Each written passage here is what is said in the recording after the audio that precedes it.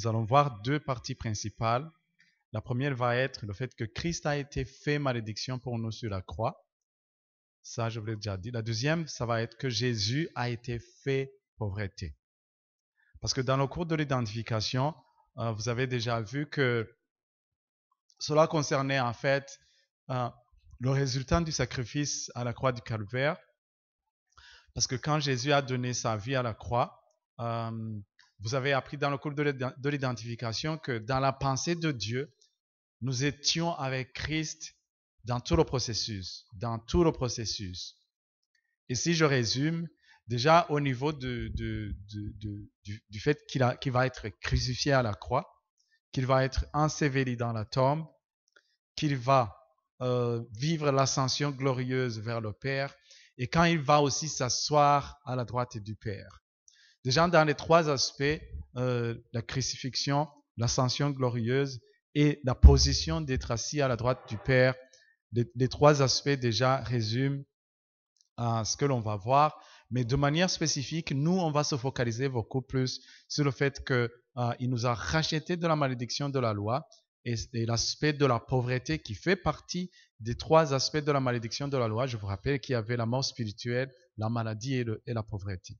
Mais nous, on va se focaliser beaucoup plus sur comment est-ce que Christ nous a racheté de la malédiction de la loi, point virgule ou bien tirer la pauvreté.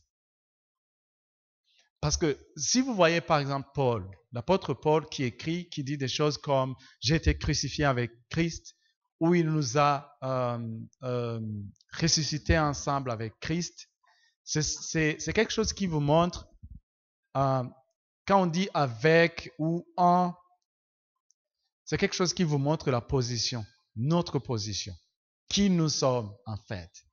Et cela vraiment va être lié, intimement lié avec ce que je vous ai dit tantôt, quand on a parlé du potentiel. Quelque chose qui est potentiellement là, quelque chose qui est disponible, pas dans le monde physique, mais dans le monde spirituel qui est disponible et qui est déjà là, qui nous reste à vivre. Donc ces versets nous montrent que il y a quelque chose que Dieu a accompli dans le sacrifice de Jésus par rapport à la pauvreté que nous devons saisir et comprendre. Et quoique l'identification ne soit pas le sujet principal de ce cours, je crois que c'est important de découvrir que quand Jésus la Bible dit que nous sommes co-héritiers avec Jésus. Quand est-ce que nous sommes devenus co-héritiers avec Jésus? C'est quand, justement, il a pris notre place pour le châtiment de nos péchés.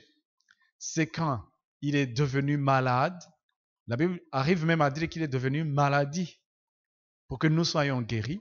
C'est quand il s'est rendu pauvre pour que nous soyons enrichis, que nous soyons une bénédiction. C'est à ce moment que nous sommes devenus héritiers avec Jésus. Maintenant, ces choses, nous pouvons les lire et les relire maintes fois, mais sans que vraiment elles produisent quelque chose de vivant dans notre vie. Pour que l'on puisse le vivre, ça demande une révélation. Ça demande vraiment que ces choses qui sont fondamentales, qui sont basiques, nous puissions passer du temps avec ces choses. Moi, je vous dirais, par exemple, il y a quelque chose que j'avais entendu 1000 fois, mais je l'ai compris très récemment, il n'y a même pas 2 mois. Cette chose, c'est quand on dit que c'est l'onction qui fait toute la différence. Que c'est l'onction, que pour servir Dieu, il nous faut vraiment l'onction. Et que quand il y a l'onction, alors Dieu peut faire énormément de choses que par nous-mêmes, on ne pouvait pas faire. Moi, je l'ai compris comment? Parce que avant, je l'avais vu, je l'avais entendu parler, je l'avais cru, que de toute façon, on ne peut pas servir Dieu sans onction. Parce que sinon, on le ferait dans la chair ou dans notre propre sagesse. Et ça ne pourrait que amener des résultats humains. Mais un bon jour, on était dans la louange et l'adoration, et j'ai réalisé combien des gens ordinaires, des gens vraiment ordinaires, des gens comme nous, des gens qui n'ont pas eu une naissance extraordinaire, des gens qui vivent une vie normale comme nous, Parce que vous savez, des fois, on prend les serviteurs de Dieu et on pense que ce sont des extraterrestres.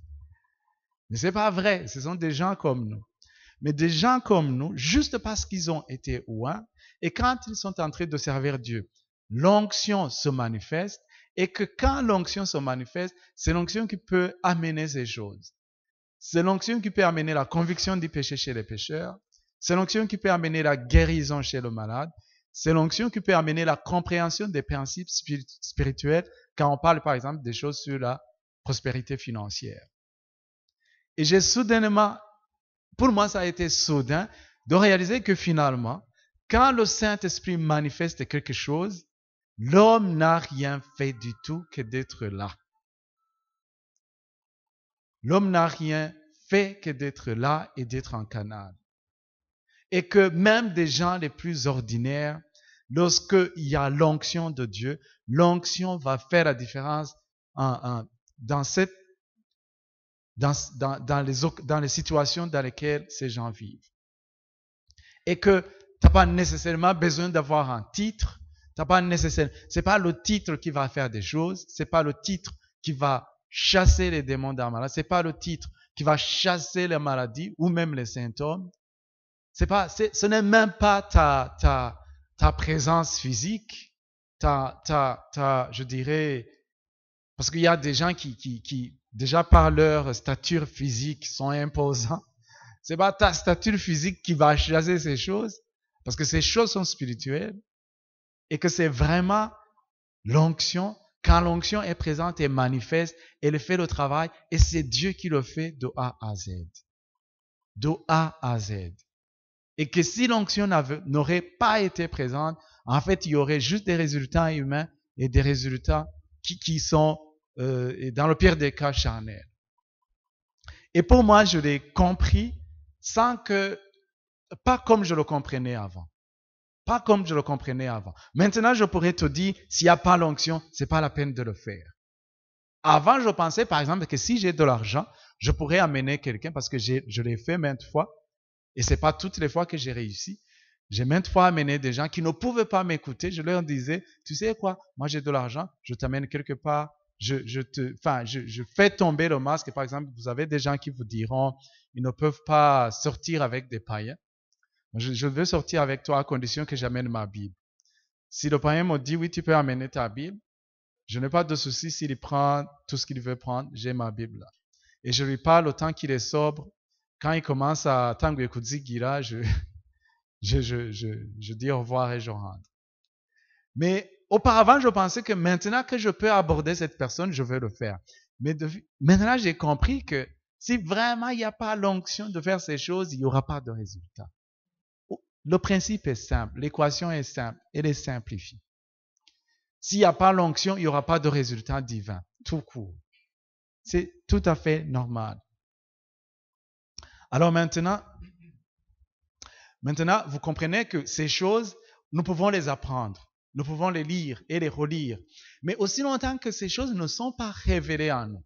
Et que vraiment c'est devenu quelque chose que nous savons et que nous ne savons même pas comment on le sait. Enfin, sauf qu'on sait que ça a été déposé, c'est une vérité qui a été révélée à notre esprit.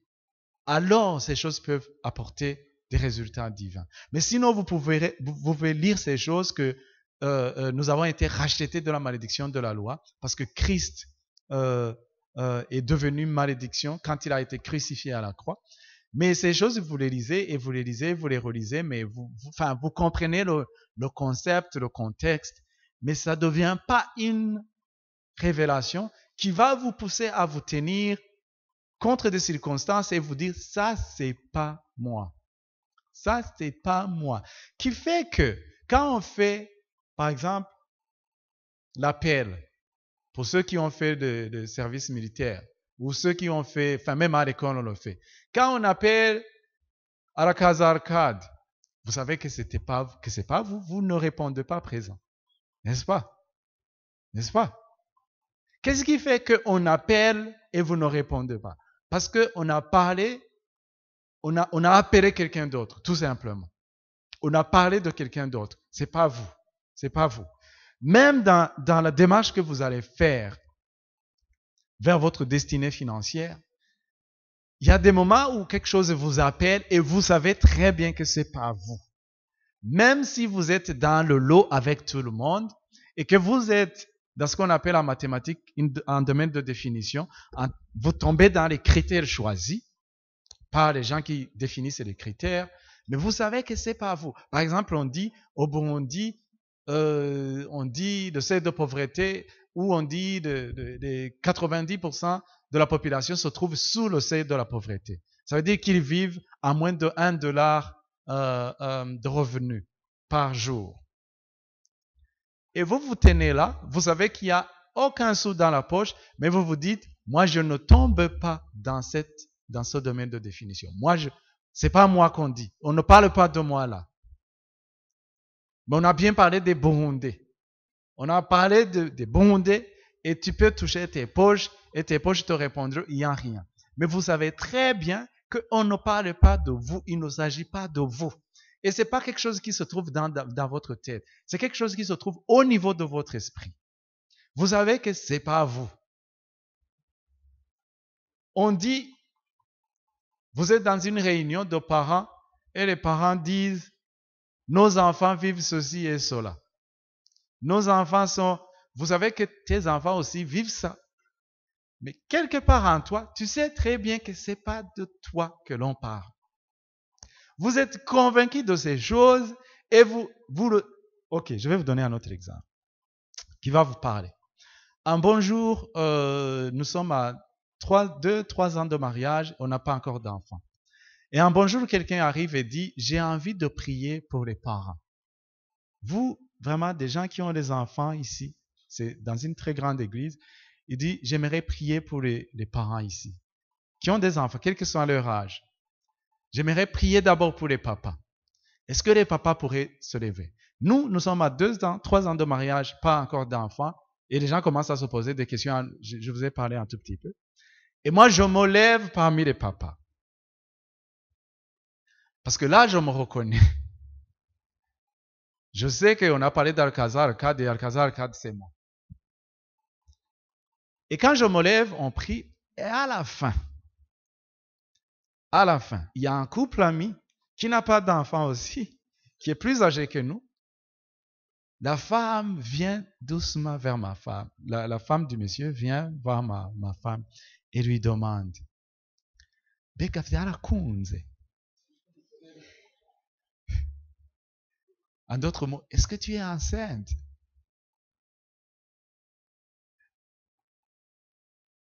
Et ma femme ne sait pas quoi répondre.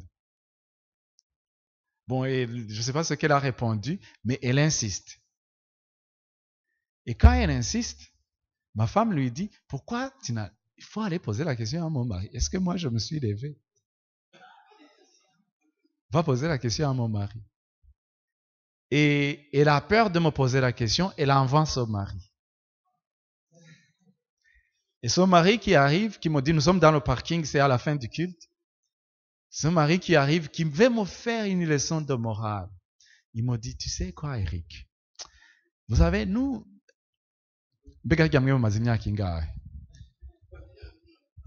ça fait combien d'années que vous êtes mariés, que vous attendez un enfant? Je dis, bon, les années de mariage, ça va faire 3 ans. Il me dit, tu sais que nous, ça va faire 8 ans. Je dis, oui, je sais. Il dit, tu sais, dans 8 ans, il peut se passer beaucoup de choses. Je dis, oui, je sais bien, il peut se passer beaucoup de choses. Et puis il me dit, mais franchement, ne désespérons pas. Dieu est toujours avec nous. Ne désespérons pas. Je dis, qui t'a dit que moi je désespère? Ben, je ne lui ai pas dit ça, hein, comme bon Burundais que je suis. Donc je me suis calmé. Il dit, ne désespérons pas. Franchement, moi je te dis, si tu vois des occasions comme ça, des gens qui disent, on se lève, il ne faut pas désespérer, hein, parce que il y a des gens qui vont se poser des questions. Alors là, ça m'agace. Là, parce que, ok, soit on se parle sur la même longueur d'onde, soit on ne se parle pas du tout. Là, je suis agacé et je lui pose vraiment cette question. Je lui dis, toi, tu t'es posé quelle question quand je me suis levé? Dis-moi la question que tu t'es posée. Alors là, il m'a dit, je ne me suis pas posé de questions, mais je sais des gens qui se posent des questions, qui pensent que vous commencez à avoir un problème, à vraiment apparaître comme quelqu'un qui n'a pas d'enfant après toutes ces années. Et vous voulez montrer que vous êtes finalement un père, que vous avez des enfants, même si on ne les a pas encore vus, dans le sens dans le social, quoi. Pour que les gens arrêtent de vous poser des questions. Est-ce que vous attendez toujours un enfant? Est-ce que vous attendez toujours un enfant? Et moi, je lui dis, monsieur, c'est pas parce qu'ils n'ont pas vu mon enfant que moi, j'ai pas d'enfant. C'est pas parce que tu ne le vois pas que j'ai pas d'enfant. Parce que moi, j'ai des enfants. Et quand je me suis connecté vraiment à l'onction qui était là, à la prière, parce que j'ai senti qu'il fallait vraiment faire cette prière, que le monsieur vraiment sentait quelque chose de la part de Dieu, qu'il fallait prier pour nos enfants. Pourquoi est-ce que mes enfants ne bénéficieraient pas de cette prière? Juste parce que tu ne les vois pas? Non. Non. Parce que c'est pas parce que tu ne les vois pas qu'ils ne sont pas là et qu'ils ne vont pas bénéficier de cette prière. Alors il a commencé à rigoler. Je sais pas si c'était sincère, mais quand même, ce jour-là, c'était à la limite de dire, on se parlait plus en fait, parce que sinon on se comprend pas. Et quelques années je dirais une année plus tard, on a eu l'enfant, et le couple est venu nous rendre visite, et ils nous ont dit clairement la vérité, ce qu'ils avaient discuté. Et là, je n'aimerais pas vous dire ce qu'ils avaient pensé. Parce que c'était moche. C'était moche. Donc maintenant, pour moi, arriver à dévier dans une église de plus de 5000 personnes, vous vous levez et tous vos amis savent que vous n'avez pas d'enfants, mais vous les avez parce que vous les avez, en fait. Vous les avez parce que vous les avez. Un point entrée. Donc ça c'est pour moi, vous arrivez à un stade où vous savez très bien et c'est pas quelque chose de mathématique que vous pouvez démontrer. Alors là, vous pouvez dire moi j'ai compris cette vérité. Il y a rien du tout qui peut vous empêcher de vivre cette vérité. Rien du tout. C'est pourquoi je vous dis, lorsqu'on passe du temps, parce que c'est ça la base. Christ nous a fait, il nous a rachetés pour que nous soyons co-héritier avec lui. Déjà, le co-héritier avec lui. Si on me disait, tu vas être co-héritier avec l'enfant de Sioni, j'allais danser toute la nuit. Déjà, c'est l'enfant de Sioni. Et je bénis Sioni et tous les riches du Burundi, qu'ils amènent leur richesse à servir Dieu. Amen, amen. Et quand on vous dit co-héritier avec l'enfant, le Fils de Dieu, Dieu lui-même, ça c'est vraiment quelque chose de très profond, que tu ne peux pas juste comprendre intellectuellement. Ça doit vraiment arriver à descendre dans ton esprit de telle manière à sorte que quand on appelle les gens, vous vous dites, moi je ne fais pas partie de ce groupe. Même si tous les critères naturels, intellectuels et de bon sens disent ou définissent que vous êtes parmi le lot, vous vous dites, moi je ne suis pas dans le lot. Et c'est pas la peine de faire la guerre avec les gens. C'est pas la peine de dire ce que vous croyez aux gens s'ils ne vont pas vous soutenir. Vous pouvez vous défendre quand ils vous attaquent, quand ils attaquent vos convictions, mais c'est pas la peine de vouloir les convaincre, parce que vous n'y arriverez pas. Parce que vous-même, c'est pas vous-même qui vous êtes convaincu de ces choses. C'est Dieu qui a déposé cette révélation en vous. Donc si vous voyez qu'ils attaquent vos convictions, alors laissez-le. Dégage de cet endroit et quitte cet endroit, parce que sinon, vous commencez à amener un peu de doute et des idées farfelues, et ça peut vous coûter plus tard. Alors, il y a ces versets qui sont connus, par exemple de Ésaïe. Vous savez, Ésaïe, c'est quelqu'un qui a prophétisé sur la mort de Jésus longtemps avant, plus de 700 années avant la crucifixion de Jésus. Et nous voyons par exemple dans Ésaïe 53, Ésaïe chapitre 53, verset 4, la partie C du verset 4, Ésaïe chapitre 53, verset 4, la partie C, qui dit et nous l'avons considéré comme puni, frappé de Dieu et humilié. Dans la prophétie, Ésaïe voit le peuple d'Israël qui considère Jésus comme puni, frappé de Dieu et humilié. 53, verset 5, la partie B, le châtiment, c'est un châtiment qui venait de Dieu, qui nous donne la paix, est tombé sur lui. 6, partie B, et l'Éternel a fait retomber sur lui l'iniquité de nous tous.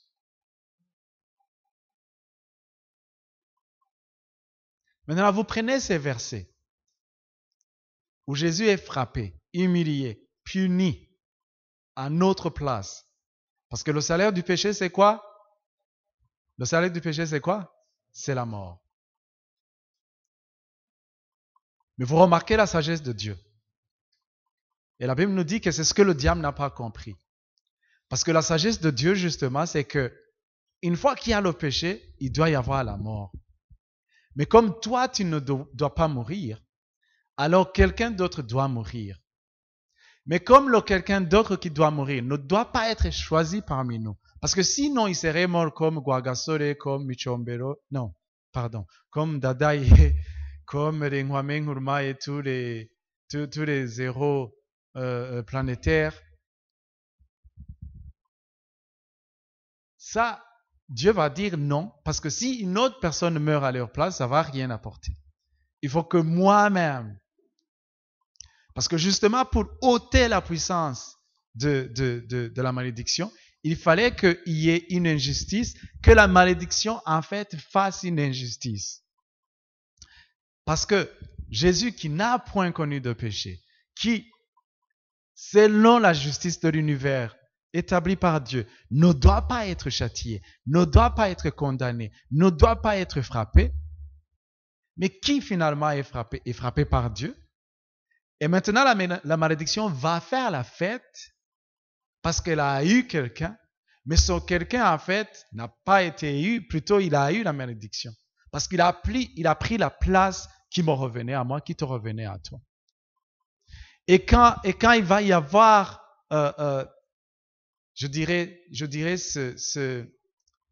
j'ose pas dire ce transfert parce que il a pris la place et ça a été, dans la pensée de Dieu, c'est comme si on était là.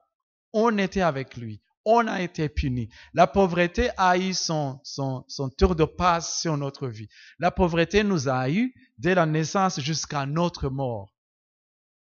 D'accord? Mais au moment de Jésus, toute cette histoire, tout le parcours qu'on devrait vivre avec la pauvreté, de la naissance à notre mort, tout a été ramené en arrière et placé avec Jésus et condamné avec Jésus.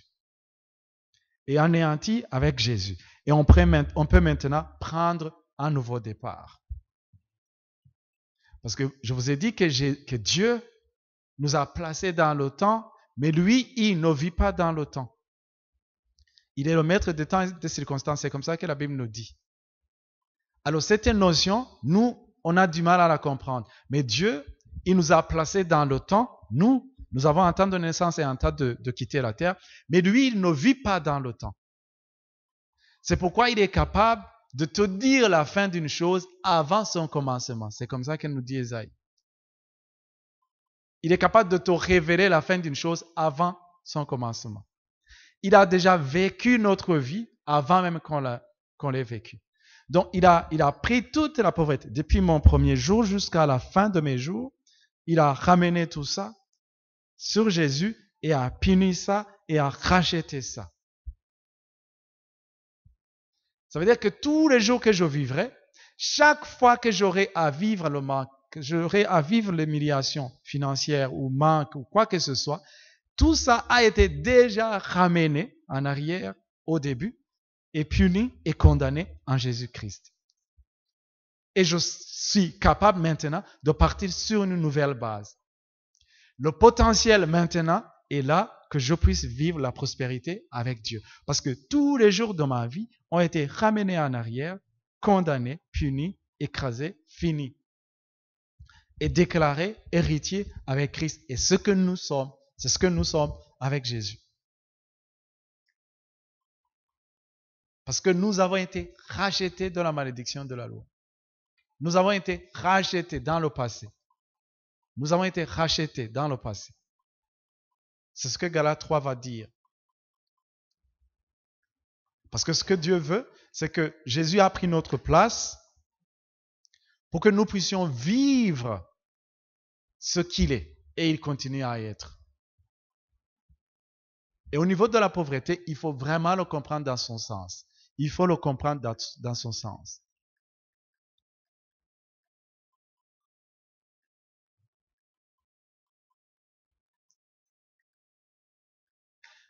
Alors maintenant, il faut faire attention parce que les gens vont prendre des doctrines de l'Ancien Testament, notamment sur le fait de l'humilité, le fait de quand vous n'avez rien, que Dieu va vous amener, que votre cœur va vous amener à chercher Dieu en plus et prendre ces doctrines et penser que lorsqu'on marche dans le manque, dans la pauvreté, que c'est comme ça que Dieu va finalement nous amener à lui. Parce qu'on manque de quoi manger, on manque de quoi vivre correctement. Et qu'on mélange maintenant, parce que vous voyez des gens, ils vous parleront par exemple des malédictions. Ils vous diront, vous savez quoi, il y a des malédictions dans votre famille. Vous n'avez jamais entendu ça? On dit, on va vous délivrer des malédictions qui se trouvent dans vos aïeux, dans vos arrières. La réalité, c'est quoi? Moi, ça m'a pris du temps pour le comprendre. Mais la réalité, c'est que si, par exemple, il y avait de la pauvreté dans ma famille, si les gens marchaient dans la sorcellerie, s'il y avait des péchés spécifiques dans ma famille avant moi, toutes ces choses vont essayer d'avoir de l'influence sur ma vie.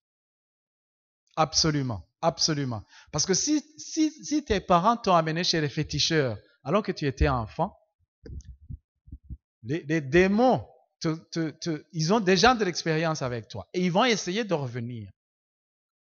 Mais le jour où tu as accepté Jésus, où tu as reçu Jésus-Christ dans ta vie, le jour où tu as été recréé au niveau de ta nature spirituelle, toutes ces choses ont lâché prise immédiatement, spirituellement parlant. Immédiatement, rien à discuter. Toutes ces choses ont lâché prise immédiatement. Parce que toutes ces choses sont vaincues dans le nom de Jésus le jour où tu nais de nouveau. Maintenant, je vais vous donner un exemple simple. Si vous aimez les frites avant de naître de nouveau, le jour où vous naissez de nouveau, vous continuez à aimer les frites, n'est-ce pas? Ok, il n'y a pas beaucoup de femmes et de filles ici. Si vous aimez la bière avant de donner votre vie à Jésus, le jour où vous naissez de nouveau, vous croyez que l'envie de la bière va... Il y en a qui témoigneront que l'envie de la bière est partie ce jour-là.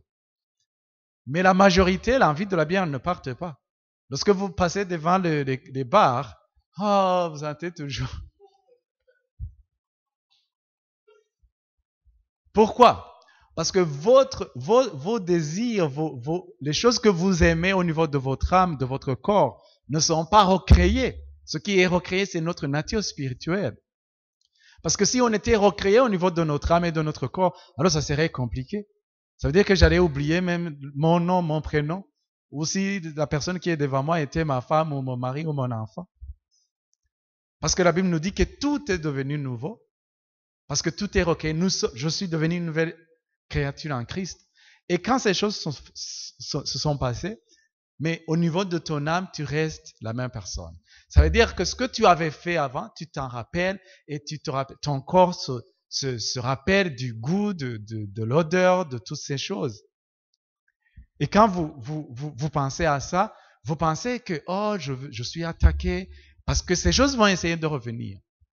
Et quand ils reviennent, la vérité c'est que vous avez vous-même la capacité de leur dire non, et votre non, et je me rappellerai toujours de ce que Bonnke avait dit un jour au Kenya. Il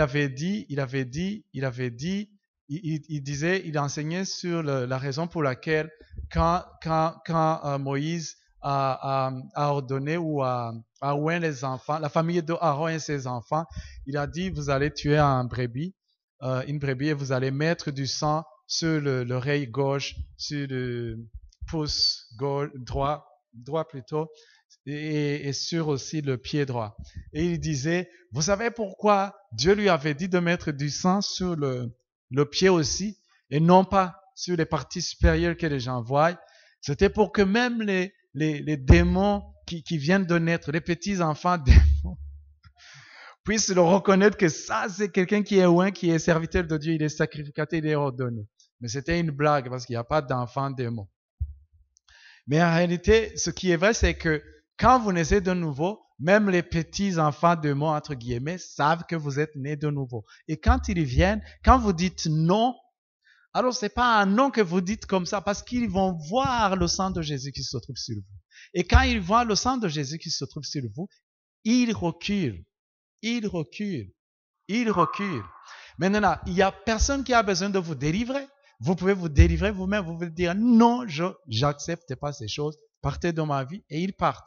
La même chose avec la pauvreté. Parce qu'il y a des gens qui arrivent à convaincre les églises qu'il y a des démons de malédiction, des démons de pauvreté, qu'il y a un démon de pauvreté qui court dans la famille et que de toutes les façons, si vous n'en êtes pas délivré, il n'y a pas moyen. Un jour, j'ai été au Congo et même dans les pays de l'Afrique de l'Ouest, il y a des églises qui croient que si vous achetez une voiture ou si vous achetez quelque chose, vous devez le sanctifier, passer par des espèces de sanctification, de dédication à Dieu, parce qu'il y a des malédictions, il y a des esprits de pauvreté qui essaient de vous chercher pour vous faire des histoires. Oui, ces choses viendront, mais ces choses ont déjà perdu. Ils n'ont pas de victoire sur votre vie et vous n'avez pas besoin d'avoir des cérémonies de dédication de, je sais pas moi, de ce que vous possédez, en fait. Parce que ces choses n'ont pas le pouvoir spirituellement parlant. C'est la même chose avec le péché. Le péché va essayer de revenir. Mais maintenant, vous avez la capacité de dire non, non et c'est non. Si vous péchez, alors vous l'avez décidé. Si vous dites non à ce péché, vous n'êtes plus esclave du péché. Vous n'êtes plus esclave de la maladie. Vous n'êtes plus esclave de la pauvreté. C'est comme ça que ça marche. Amen. Donc, n'essayez pas de... Si vous voyez un mélange de choses, refusez ces choses. Si vous voyez un mélange de doctrines, quelqu'un qui prend des doctrines de l'Ancien Testament, mais qui n'a pas la révélation de ce qui s'est passé au niveau de notre identification avec Christ, il faut vraiment savoir mettre la différence. Parce qu'il y a un mélange qui est là et parfois qui fait mal parce que les gens finalement ne savent pas s'ils sont dans la foi ou s'ils pensent que « Oh, j'ai essayé par la foi, ça n'a pas marché, peut-être j'ai besoin d'être délivré ». Mais ils n'ont pas besoin d'être délivrés. Et ce mélange, en fait, fait que les gens n'arrivent pas à vivre leur bénédiction comme il fallait. Alors, j'aimerais qu'on entame la deuxième partie qui fait que Jésus a été fait pauvreté, mais juste pour l'introduire parce que on va continuer ça la prochaine fois. Dans la partie qui dit que Jésus a été fait pauvreté, et là nous entrons vraiment dans le cœur même de notre sujet à propos de l'identification, parlant de la prospérité financière. Parce que vous vous rappelez que la malédiction comportait l'aspect pauvreté. Mais quand on dit que Jésus a été fait pauvreté, vous connaissez, il y a un verset, je crois c'est 2 Corinthiens 5, 21, si je ne me trompe, qui a dit que lui qui n'a plus connu de péché, il a été fait péché pour que nous soyons justice de Dieu. Lui qui n'a point connu de péché, il a fait péché. Il a été fait péché. Il n'a pas été fait pécheur, mais il a été fait péché. Il a été fait maladie, il a été fait pauvreté. C'est comme ça qu'il faut le comprendre. Et mon cher ami, si vraiment Jésus a été fait pauvreté, pour toi, il n'y a pas de raison. Il n'y a pas de raison que ni toi ni moi nous continuons à vivre dans la pauvreté ou dans le manque. Il n'y a vraiment pas de raison. Il n'y a vraiment pas de raison. Parce que ça, c'est même le cœur du rachat au niveau de la prospérité financière. Parce qu'il a été fait ces choses. Et ça veut dire qu'il a pourvu tout le potentiel, comme je vous ai donné l'image. Le courant électrique connecté à la régie des eaux se trouve dans les pièces de ta vie. Tous les jours de ta vie, tu marches avec un potentiel de bénédiction du ciel. Tout ce dont tu as besoin, c'est de savoir quel est l'interrupteur qu'il faut appuyer pour que j'ai la lumière du ciel. Amen. Que Dieu vous bénisse. On continuera la prochaine fois.